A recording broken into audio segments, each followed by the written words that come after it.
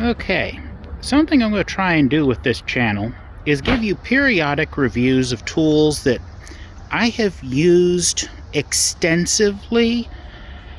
Not something that I've just picked up, used a couple times, and hey, this is what it's like. No, I'm not going to unbox something, use it, and say, hey, this is great. I do not have any sponsors. This is not a sponsored video. Therefore, I can tell you the truth. As you can see, this is my battery-powered chainsaw. I bought it February of 2000, or not 2000, 2020. Boy, where'd the years go? A lot of the years real quick there, huh? February 2020. I got to use it some last year, and then I had to put the roof on the house, so it sat a lot until the fall and into the spring. That giant brush pile that you saw in the first video that I put up was all cut with this saw. All of the wood you see around the saw, and it keeps going past it to the total of 3.5 cords of firewood, has been cut with this exact saw. It runs great. A 4 amp hour battery, which is what you see there on it, runs about the same as a tank of fuel on a chainsaw I had that was gas powered. Your mileage will vary. In medium hard to soft wood, I can get a rank of firewood out of one battery. The bar oil will last slightly longer than one 4 amp hour battery. I don't know that it would make a 6 amp hour battery, but it will last slightly longer than a 4 amp hour. Most of you that cut firewood know, bar oil comes in thin and thick. Don't use the thin stuff unless you like having the oil puddle. If anything, this thing over oils the chain, which is good for the chain. You don't want it under oiled. The thin stuff runs out before the battery does, and your chain will start to smoke with it also. The thick oil runs about the same length of time. It doesn't spray oil everywhere. The chain is adequately oiled. I've had no trouble with the thick oil. The thin oil, that was an issue. The problem is a lot of things just say bar oil. So you really got to do your homework on that. One great thing, you pull the trigger, it starts. You let off the trigger, it shuts off. I still have a habit of picking it up and reaching for the rope pull. I probably will always have that habit, but I don't use a chainsaw often enough to warrant buying another 2-cycle gas motored chainsaw.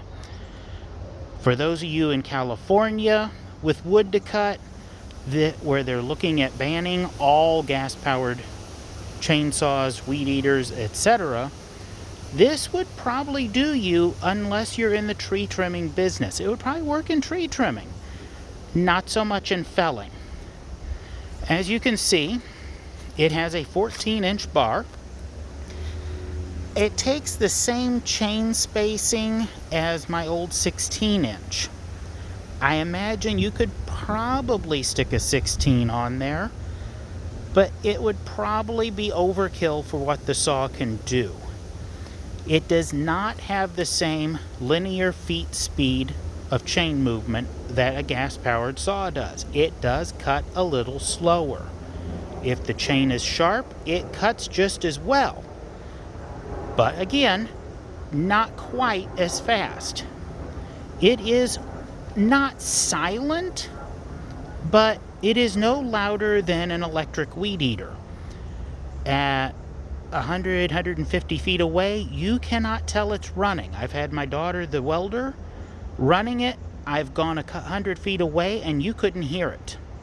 So if you live somewhere where you need to be a little quiet, maybe the neighbors complain about the chainsaw or the weed eater, etc., this might be for you. You run a tree trimming company where you want to get in, do the work early and not wake everyone up? Might be the saw for you.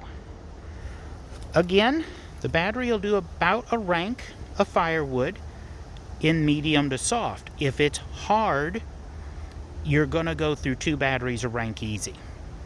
So it kind of gives you an idea.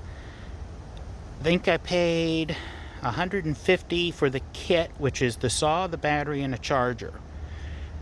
Another battery and charger is a little over $100 if I remember right. It's been a little over a year now, pushing 2 years at this point.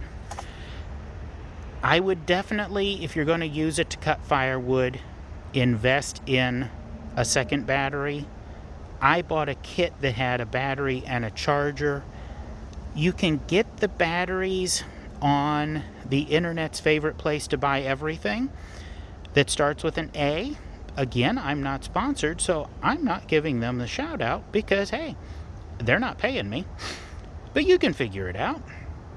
I've only had one issue with this saw. It was my fault. The saw is rated to cut a 24-inch tree. I don't know how they figured that. Did the engineers say, yes, this will cut 24 inches? Or did they actually find a log that was 24 inches round and try it?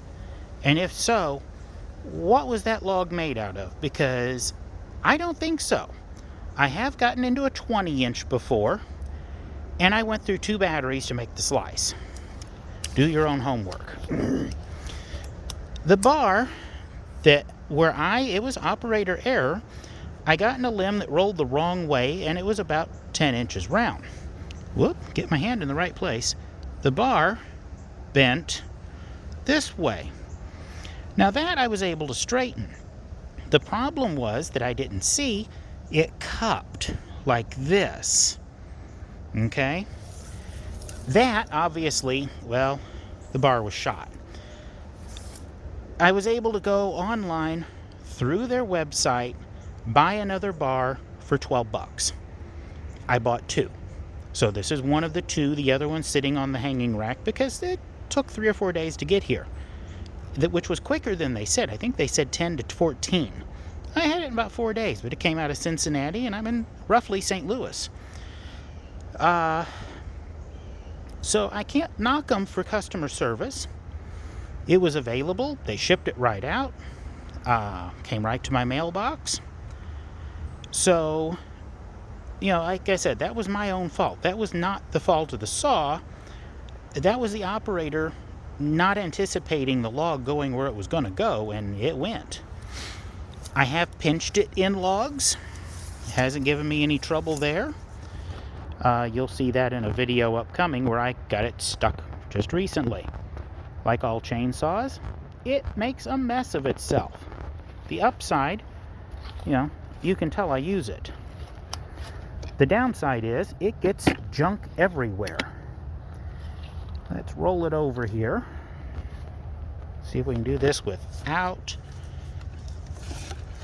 dropping the phone. Okay. The discharge chute.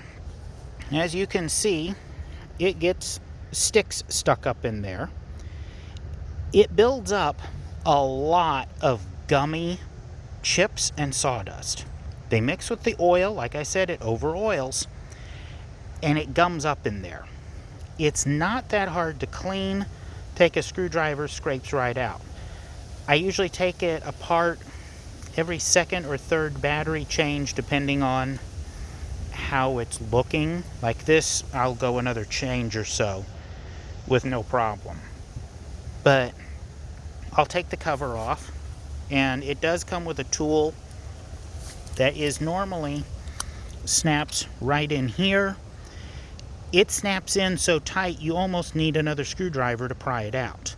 So you're not going to lose it, but you better have a stick or something with you to stick in the end of the wrench to give it a good yank, because there's no getting hold of it with just your fingers, at least not in my case. But 2 bolts, comes right off. You can clean it out, pop it right back together. It's easy to adjust chain tension right here. Loosen the nuts, tighten your chain up, tighten the nuts back. Pretty simple. Overall, it's been a great little saw. It's been a great investment. I highly recommend it. I don't know about other battery-powered brands. I've seen a lot of them that when you look at them, the reviews honestly kind of suck. This one, I've seen some bad reviews, but I think that might have been people getting into, oak. No. It's not gas-powered. It's not going to run like a gas-powered. It's not going to cut like a professional saw will, like, say, a steel. But it's a good little saw. If you're cutting firewood, enough firewood to keep your little fire going for a romantic evening, or you want enough firewood, hey, the electric went out, I need to light a fire, that type of thing, it's great.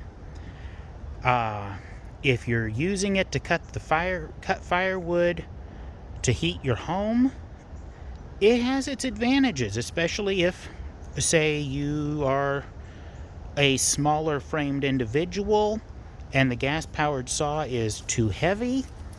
These are fairly light. I'd say it weighs, with battery, 8 to 10 pounds, somewhere in that range. There's no vibration like you get off a gas-powered saw, so if you're like me and you've got arthritis in the joints, it's arthritic friendly. The handholds are nice and big. You can get a gloved hand, even in winter gloves, in there and use it. I really cannot recommend it enough under the right conditions. Again, tree trimming, it'll work good for little limbs, things that you just don't want to, make so much racket. It might be good for a tree trimmer that's climbing way up in a tree and they don't want to lug the big heavy saw up there. And they also want something that, hey, I let go of the trigger because something went wrong and it stopped, instead of trying to shut it down. There is no kickback lock on it. Again, as soon as you let off the trigger, though, it stops. The chain will take a second or two to wind down, but the motor stops. It's just an electric switch. It's on or it's off. That's about it. Like I said, now, if you're cutting, 3 or 4 cords of firewood to heat your home every year, it might work great for you. It might be a good backup saw, but if you're cutting that much wood and you're depending on it, you might want to go with that professional grade saw. But for what I'm doing, especially, let's turn around, and this is what my yard looked like before I started cutting. And this is pretty much what it looks like, where it's been cut. Between those big maples was all, this stuff. So it's cut a ton, several tons of honeysuckle, and all this firewood. So that's my review. It's been a good little saw. I really can't knock it. The downside is, if you're going to buy it, and if you're going to do a lot of cutting, it and a battery, you might as well buy the professional gas. If you're a homeowner, like I said, you're cutting because of that romantic evening, or you're cutting just enough to have for backup fuel, wood for your back porch fire pit, things like that, this is really, really a great saw. I just can't rate it at a professional and how long will it last. I really don't know. It, like all battery tools, it has its place, and I think its place is the average homeowner who's not really cutting that much. For me, it's great because it's light, it doesn't vibrate, and I have horrible luck with gas-powered chainsaws. So that's my review, and I will talk to you on the next one. See y'all later.